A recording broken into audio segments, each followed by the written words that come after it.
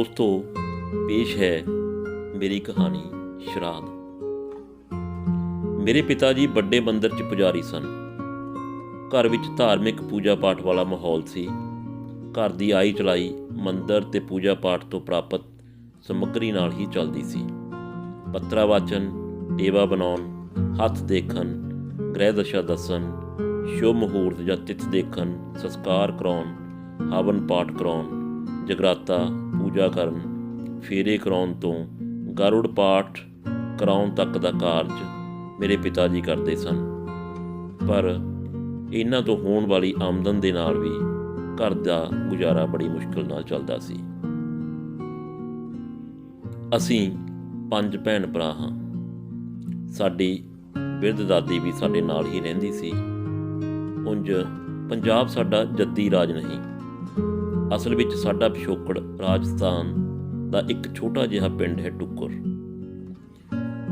ਪਿਤਾ ਜੀ ਦੱਸਿਆ ਕਰਦੇ ਸਨ ਕਿ ਵੱਡੇ ਮੰਦਰ ਦੀ ਮੂਰਤੀ ਸਥਾਪਨਾ ਸਮੇਂ ਮੰਡੀ ਦੇ ਸ਼ਾਹੂਕਾਰ ਮੇਰੇ ਦਾਦਾ ਜੀ ਨੂੰ ਨਾਲ ਹੀ ਮੰਡੀ ਲੈ ਆਏ ਤੇ ਉਹਨਾਂ ਨੂੰ ਮੰਦਰ ਦਾ ਪੁਜਾਰੀ ਥਾਪ ਦਿੱਤਾ ਸੀ।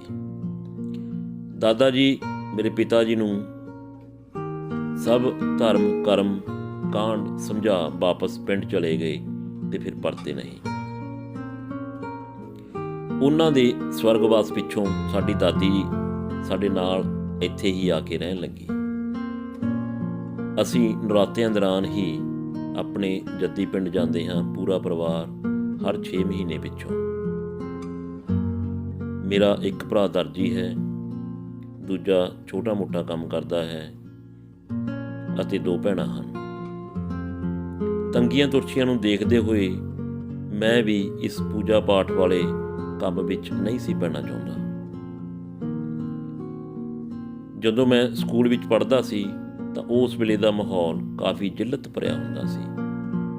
ਮੁੱਖ ਅਧਿਆਪਕ ਤੋਂ ਲੈ ਕੇ ਚਪੜਾਸੀ ਤੱਕ ਸਭ ਦਾ ਮੈਨੂੰ ਛੇੜਨ ਦਾ, ਮੇਰੇ ਪਿਤਾ ਜੀ ਦੇ ਕਿੱਤੇ ਦਾ ਮਜ਼ਾਕ ਉਡਾਉਣ ਦਾ ਅੰਦਾਜ਼ ਵੱਖੋ ਵੱਖਰਾ ਹੁੰਦਾ, ਅਸਹਿ ਹੁੰਦਾ। ਸਹਿਪਾਠੀਆਂ ਦੀਆਂ ਤਾਂਜਾਂ ਸੁਣ ਕੇ ਕਈ ਵਾਰ ਸਕੂਲ ਛੱਡਣ ਦਾ ਮਨ ਵੀ ਬਣਾਇਆ, ਪਰ ਘਰ ਵਿੱਚ ਪਿਤਾ ਜੀ ਦੇ ਪ੍ਰਵਚਨ ਹੋਰ ਜ਼ਿਆਦਾ ਪੜ੍ਹਨ ਦੀ ਪ੍ਰੇਰਨਾ ਦਿੰਦੇ। ਮੈਂ ਵੀ ਪੜ੍ਹ ਲਿਖ ਕੇ ਕੁਝ ਬਣ ਸਕਦਾ ਸੀ, ਪਰ ਮੇਰੇ ਆਲੇ ਦੁਆਲੇ ਅਤੇ ਸਕੂਲ ਦੇ ਮਾਹੌਲ ਨੇ ਮੇਰੀ ਸੋਚ ਨੂੰ ਬਿਮਾਰ ਕਰਕੇ ਰੱਖ ਦਿੱਤਾ। ਖੀਰ ਖਾਣਾ, ਬਾਹਮਣ ਕੱਟਾ, ਪੁਜਾਰੀ ਬੇਟੋ, ਪੰਡਤਾਇਣ ਸ਼ੋਹਰਾ, ਮੰਗ ਖਾਣੀ ਜਾਤ ਤੇ ਕਦੇ-ਕਦੇ ਦੇਵਤਾ ਜੀ ਤੇ ਬ੍ਰਾਹਮਣ ਦੇਵਤਾ। ਮੇਰਾ ਨਾਮ ਦੀਪਕ ਸ਼ਰਮਾ ਸੀ। ਸ਼ਾਇਦ ਸਾਡੀ ਹਾਜ਼ਰੀ ਲਾਉਣ ਵਾਲਾ ਅਧਿਆਪਕ ਵੀ ਭੁੱਲ ਗਿਆ ਸੀ। ਸ਼ਰਾਧ ਮੈਨੂੰ ਅਸਹਿ ਪੀੜਾ ਦਿੰਦੇ। ਮੈਂ ਮਾਨਸਿਕ ਤੇ ਸਰੀਰਕ ਤੌਰ ਤੇ ਮਰਨ ਵਾਲਾ ਹੋ ਜਾਂਦਾ। ਮੇਰੀ ਦਾਦੀ ਜਵਾਨੀਆਂ ਅਠਾਨੀਆਂ ਦੀ ਖਾਤਰ ਪਤਾ ਨਹੀਂ ਕਿੰਨੇ ਕੁ ਘਰਾਂ ਵਿੱਚ ਮੈਨੂੰ ਘਸੀਟਦੀ ਫਿਰਦੀ। ਪਤਲੀ ਜਿਹੀ ਖੀਰ, ਲੇਟੀ ਵਰਗਾ ਕੜਾਹ, ਸਲੂਣੀ ਜਿਹੀ ਸਬਜ਼ੀ ਖਾ ਖਾ ਮੇਰਾ ਜੀਅ ਮਿਚਲਾਉਣ ਲੱਗਦਾ। ਪਰ ਦਾਦੀ, ਬਸ ਬੇਟੋ ਇੱਕ ਕਰ ਔਰ ਸੈ, ਬਸ ਇੱਕ ਔਰ ਆਖ ਮੈਨੂੰ ਵਰਚਾਈ ਜਾਂਦੀ। ਘਰ ਆ ਉਹ ਚਵਾਨੀਆਂ ਅਠਾਨੀਆਂ ਦੀ ਗਿਣਤੀ ਵਿੱਚ ਇਹ ਭੁੱਲ ਜਾਂਦੀ ਕਿ ਮੇਰਾ ਕੀ ਹਾਲ ਸੀ। ਪਰ ਮੇਰੀਆਂ ਅਠਾਨੀਆਂ ਚਵਾਨੀਆਂ ਵੀ ਘਰ ਦੀ ਸਥਿਤੀ ਨੂੰ ਕੋਈ ਸੁਧਾਰ ਨਾ ਕਰ ਸਕਦੀਆਂ। ਮੇਰੇ ਵੱਡੇ ਭਰਾ ਸਿਰਫ ਪਿਤਾ ਜੀ ਦੇ ਕਹਿਣ 'ਤੇ ਹੀ ਕਿਸੇ ਵਿਸ਼ੇਸ਼ ਜਜ਼ਬਾਨ ਦੇ ਘਰ ਜਾਂਦੇ ਸਨ।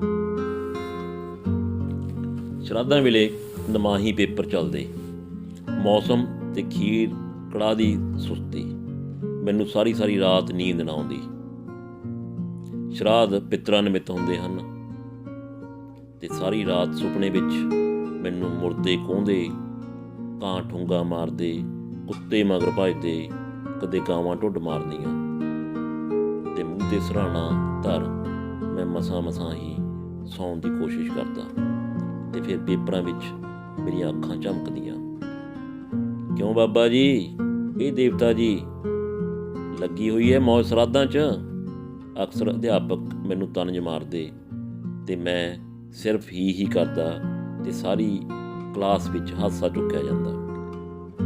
ਤੇ ਫਿਰ ਜੇ ਪੇਪਰਾਂ 'ਚ ਨੰਬਰ ਘੱਟ ਆਉਂਦੇ ਤਾਂ ਸਾਡਾ ਸਮਾਜਿਕ ਵਾਲਾ ਅਧਿਆਪਕ ਆਖਦਾ, ਓਏ ਬਾਹਮਣਾ, ਤੂੰ ਆ ਗ੍ਰਹਿ ਗੁਰੂ ਤਾਂ ਸਾਰੇ ਰੱਟ ਲਏ ਹੋਣੇ ਐ, ਚੁੱਪ ਕਰਕੇ ਆਪਦੇ ਪਿਓ ਨਾਲ ਮੰਦਰ 'ਚ ਬਹਿ ਜਾ ਤੇ ਕਰੀ ਚੱਲ ਅਗਨੀ ਦੇਵਤਾ, ਇੰਦਰ ਦੇਵਤਾ ਸਵਾਹਾ।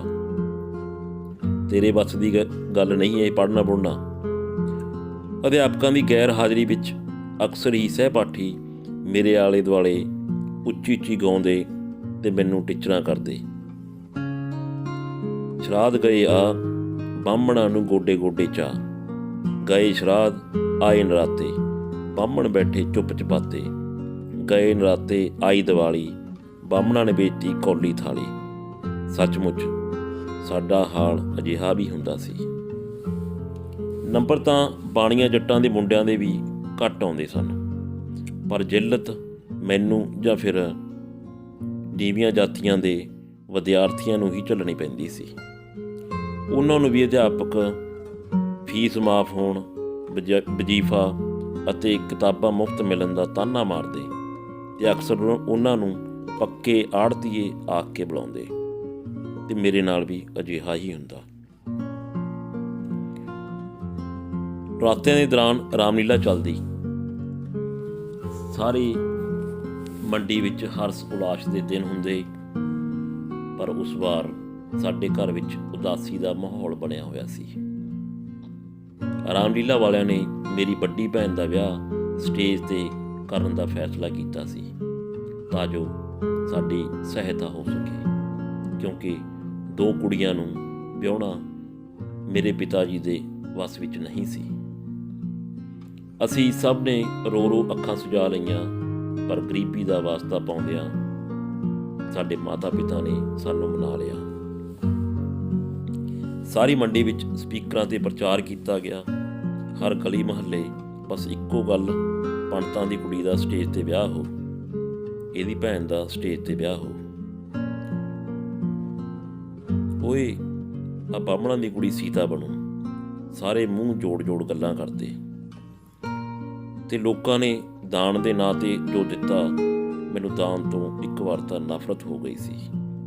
ਮੁਚੜੇ ਕੁਚੜੇ ਸੂਟ, ਬੈਲੀਆਂ ਕੁਚੈਲੀਆਂ ਚੁੰਨੀਆਂ, ਭਾਣ ਦੀ ਟੁੱਟ, ਚਾਹ ਪਾਣੀ ਦੇ ਨਾਂ 'ਤੇ ਬੁਸੇ ਪਕੌੜੇ, ਗੁਲਾਬ ਜਾਮਣਾ ਅਤੇ ਮੋਟਾ ਭੁਜੀਆ ਬਦਾਣਾ।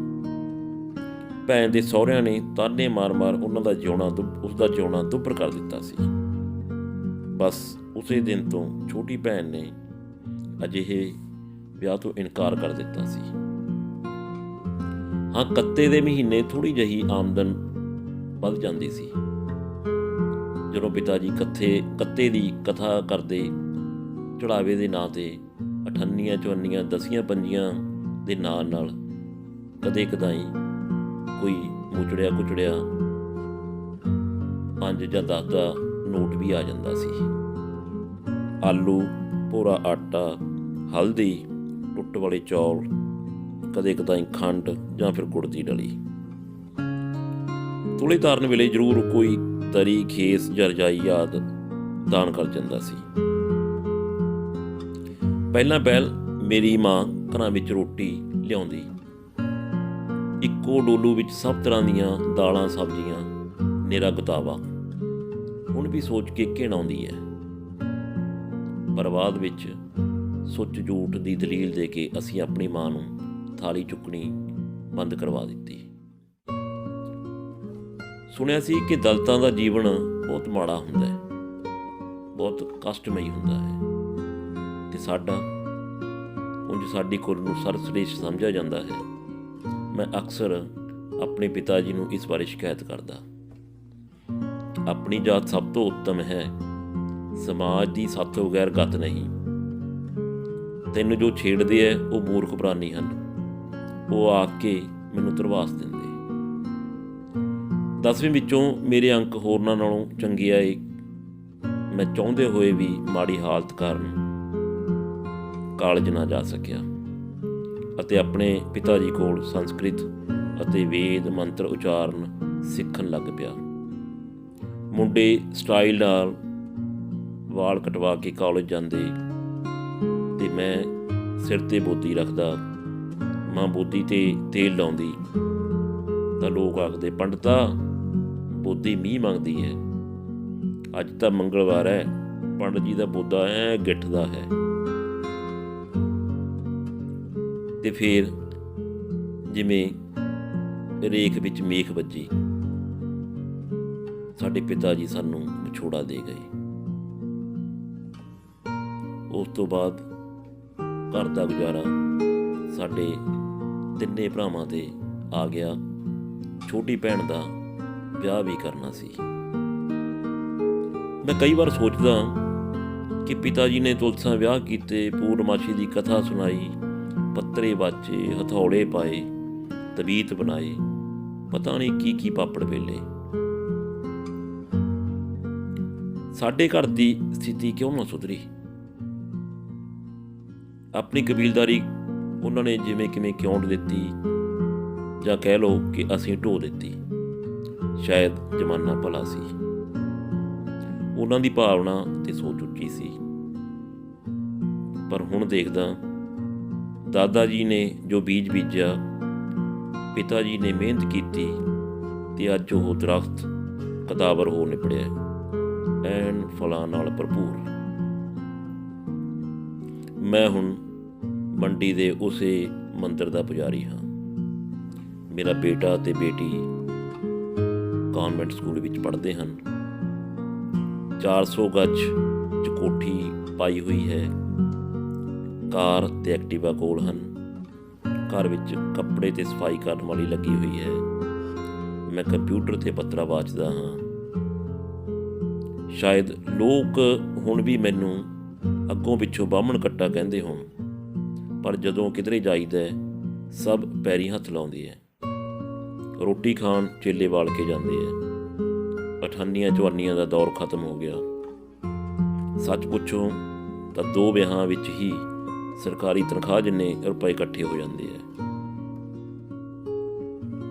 ਮੇਰੇ ਕੋਲ ਵੀ ਹਸਤ ਰੇਖਾ, ਮਸਤਕ ਰੇਖਾ, ਘਰੇਲੂ ਉਪਾਅ ਕਰਾਉਣ ਹਿੱਤ ਤਾਂਤਾ ਲੱਗਿਆ ਰਹਿੰਦਾ ਹੈ। ਮੋਬਾਈਲ ਨੂੰ ਵੀ ਦਿਨ ਰਾਤ ਵਿਹਲ ਨਹੀਂ ਮਿਲਦੀ। ਮੇਰੇ ਵੱਡੇ ਭਾਈ ਵੀ ਆਪਣੀ ਕਬੀਲਦਾਰੀ ਢੋ ਰਹੇ ਨੇ।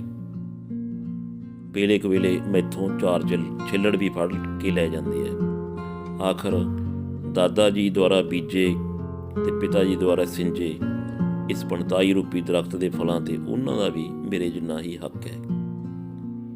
ਕਈ ਵਾਰ ਸੋਚਦਾ ਕਿ ਮੇਰਾ ਲੜਕਾ ਵੀ ਸ਼ਾਇਦ, ਜਾਂ ਸ਼ਾਇਦ ਨਹੀਂ। ਅਕਸਰ ਮੇਰੇ ਮਨ ਵਿੱਚ ਖਿਆਲ ਆਉਂਦਾ ਹੈ ਕਿ ਪਿਤਾ ਜੀ ਦੁਆਰਾ ਦੱਸੇ ਉਪਾਵਾਂ ਦੇ ਨਾਲ ਸਭ ਦਾ ਭਲਾ ਹੋ ਜਾਂਦਾ ਸੀ।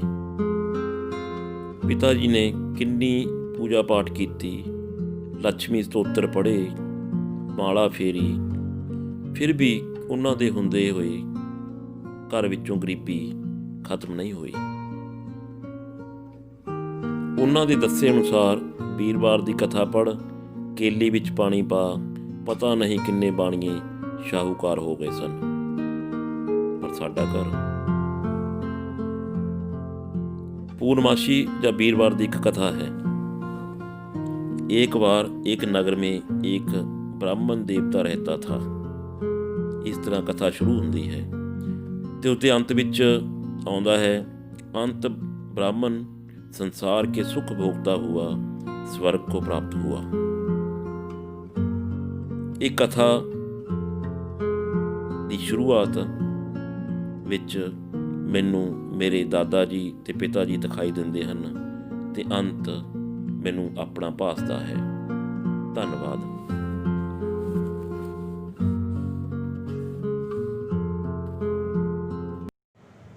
ਚੌਹਾਨ ਇੰਟਰਟੇਨਮੈਂਟ ਤੁਹਾਡਾ ਆਪਣਾ, ਤੁਹਾਡੇ ਲਈ।